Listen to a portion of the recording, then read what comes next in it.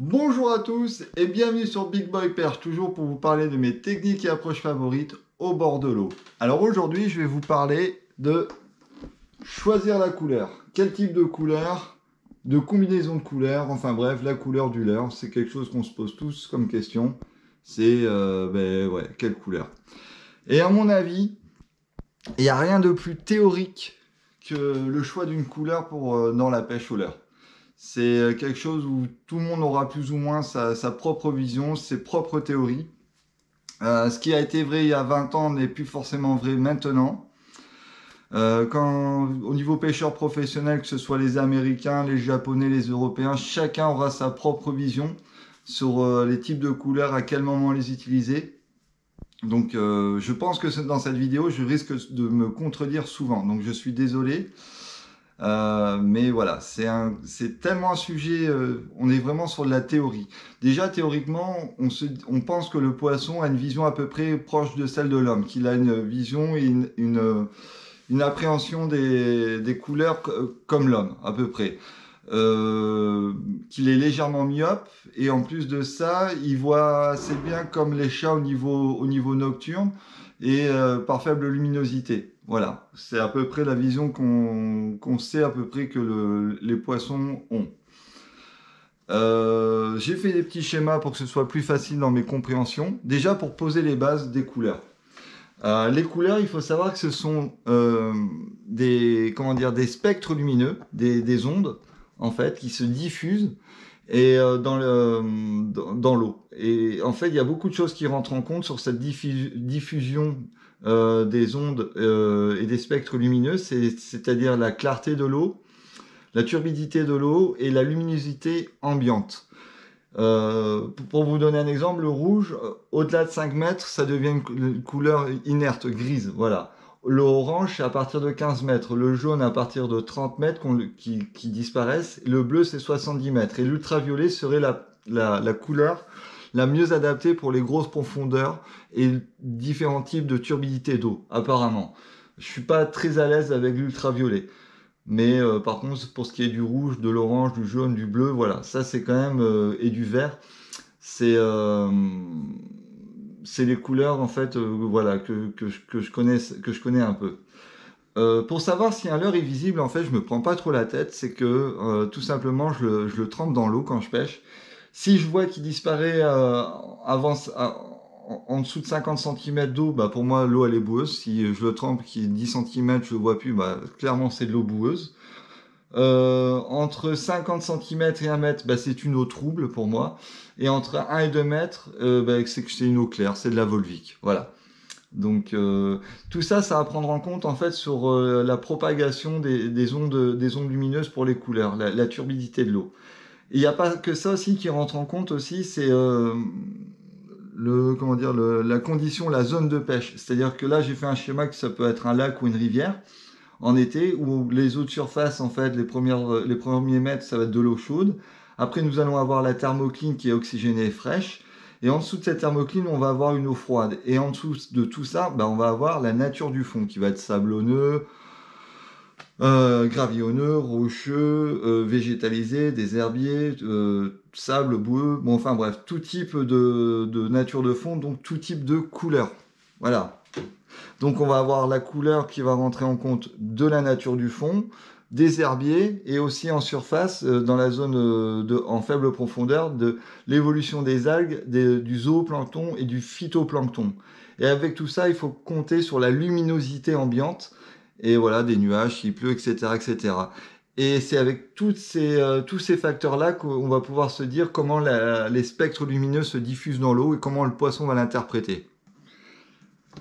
Donc, vous l'aurez compris, c'est un vaste sujet. Et je le place vachement plus sur une théorie que sur une approche ou une technique. Voilà, je me répète, mais ce qui est vrai maintenant ne le sera pas forcément dans 10 ans. Et donc moi, en fait, sur les choix des couleurs, je facilite la chose, en fait. C'est-à-dire que je vais un peu à l'opposé de ce qui s'est fait pendant pas mal d'années. C'est-à-dire où on voulait que le leurre soit visible, qui se détache du décor ambiant, voilà, pour que le poisson puisse le voir. Moi, je suis plus dans la chose inverse, c'est-à-dire que je vais essayer de travailler avec un maximum de mimétisme sur la couleur ambiante du décor. C'est-à-dire que si je vais faire évoluer mon rubber jig dans des LOD, eh bien, je vais plus facilement utiliser un jig de couleur végétale, vert kaki, avec une créature imitant une écrevisse, pareil, vert végétal, assez foncé. Voilà, pour avoir ce mimétisme, parce que j'ai pu remarquer que les poissons, les proies en général, adoptaient un mimétisme assez important au niveau des couleurs, suivant où ils évoluaient. L'écrevisse américaine, qui est à la base rouge, n'aura pas la même couleur dans des enrochements que dans une zone sablonneuse ou boueuse. Voilà, donc c'est pour ça que, en règle générale, parce que c'est compliqué de faire une généralité sur ça, mais j'essaye au maximum de faire un mimétisme et d'avoir un côté caméléon. Si les eaux sont claires en été et que je veux pêcher au leurre de surface et qu'il y a une forte luminosité, eh bien je vais utiliser un popper très clair, translucide. Voilà, voilà, translucide. Si j'utilise un crankbait qui évolue entre 50 et 1,50 m et que les eaux sont légèrement teintées à cause du phytoplancton ou à cause des précipitations, eh bien voilà, je vais vraiment utiliser, et que l'eau voilà, est jaune-marron légèrement, eh bien voilà, je vais utiliser un leurre qui se rapproche le plus de la couleur ambiante. Alors pourquoi cette démarche? C'est parce que je me dis que le poisson, il a des yeux comme nous, et que ça ressemble pas vraiment à on va donner l'exemple du gardon, ça ressemble pas vraiment à un gardon. Et le fait en fait de gommer par son côté mimétique, du mimétisme de la couleur et de son côté translucide, avec l'environnement, eh bien ça rend flou les détails, ça rend flou les détails qui pourraient donner la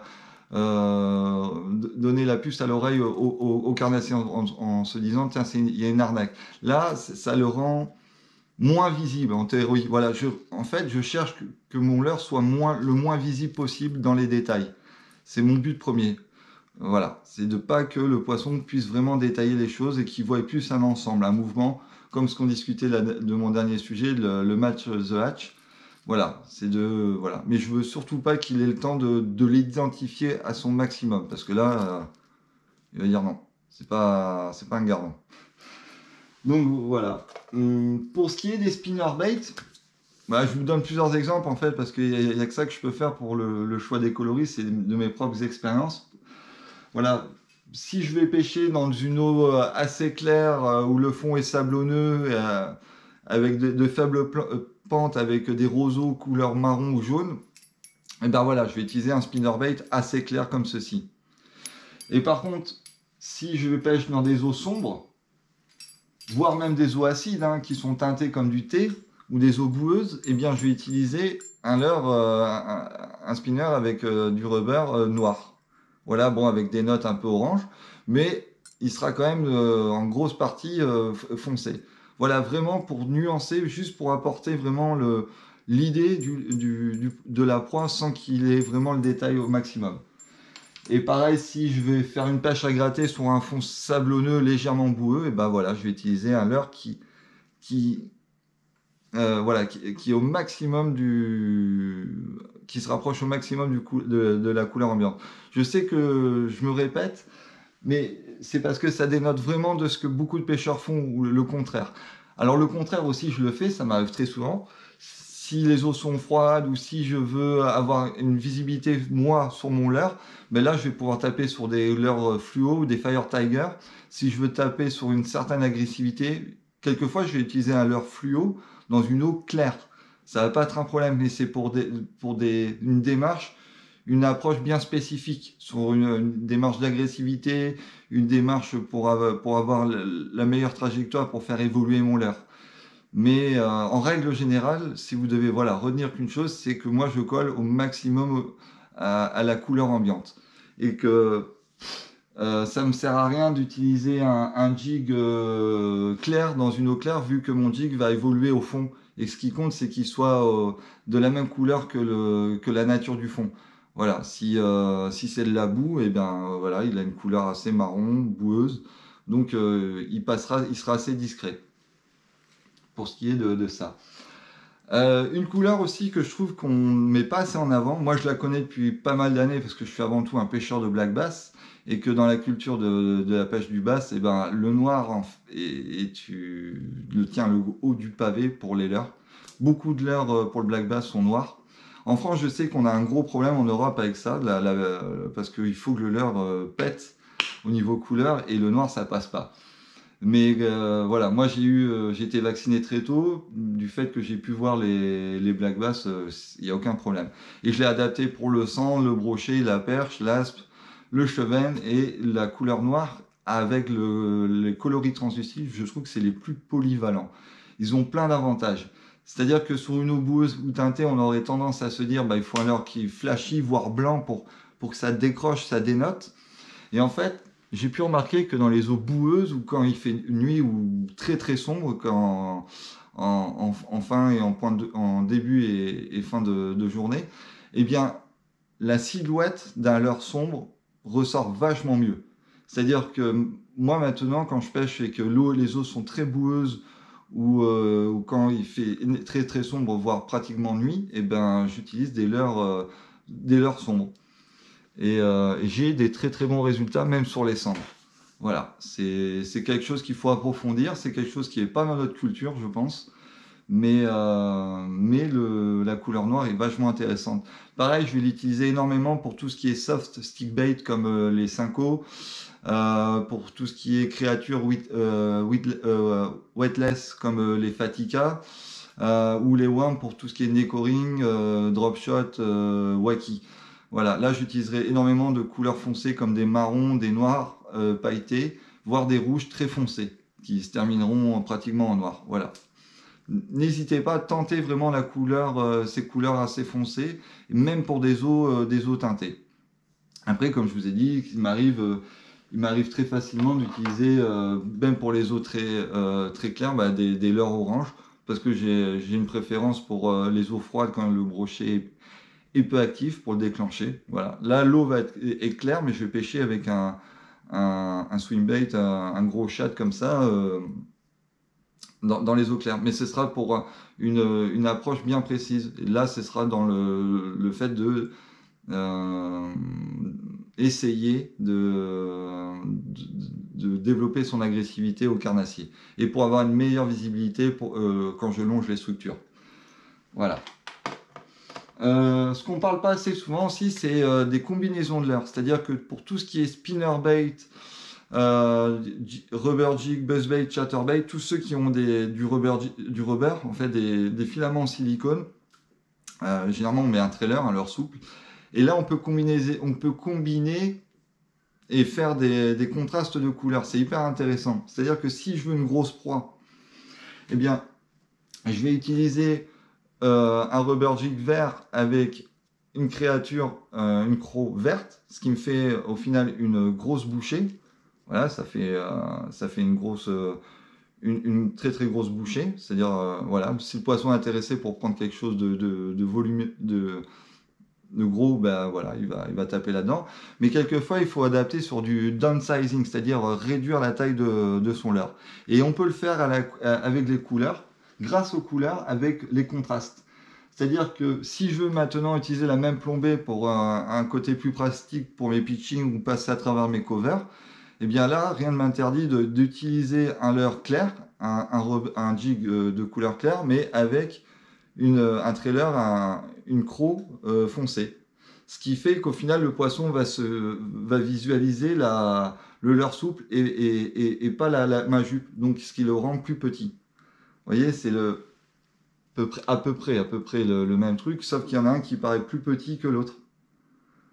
Voilà. Les contrastes de couleurs sont très intéressants, que ce soit pour le buzzbait, le spinnerbait ou les chatterbaits, etc., etc. C'est que grâce à ça, on peut faire un genre de downsizing, c'est-à-dire que le poisson, lui, va se focaliser sur ça, il va se dire, bah, là, on perd quelques centimètres et un volume certain. Donc, voilà. Je pense pas avoir fait le tour, encore une fois. C'était juste pour aborder, parce que les couleurs, c'est vrai que je n'en avais pas beaucoup parlé dans mes précédentes vidéos. Et donc n'hésitez pas à partager comment vous faites votre réflexion de choix de couleur, me dire si vous n'êtes pas d'accord avec ça. Voilà, à partager avec moi. Encore une fois, vous le savez, j'adore partager. Si vous avez des questions, n'hésitez pas à mettre des pouces en l'air et à partager ma vidéo, parce qu'apparemment, c'est bien pour qu'elle se voie mieux quoi, à travers YouTube. Donc, pouce en l'air. Et je vous souhaite encore une fois un très très bon visionnage. Et je vous dis à très très bientôt.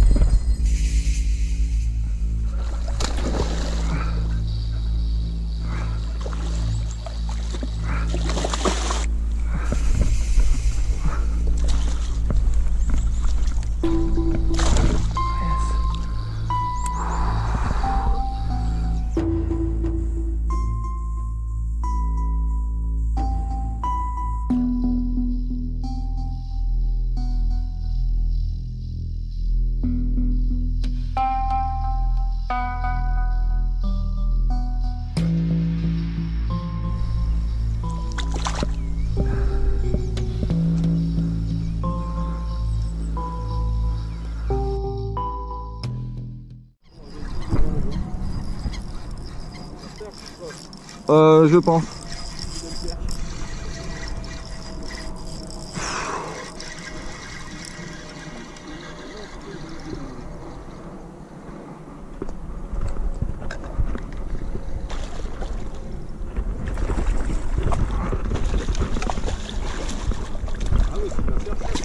Ah oui, ça c'est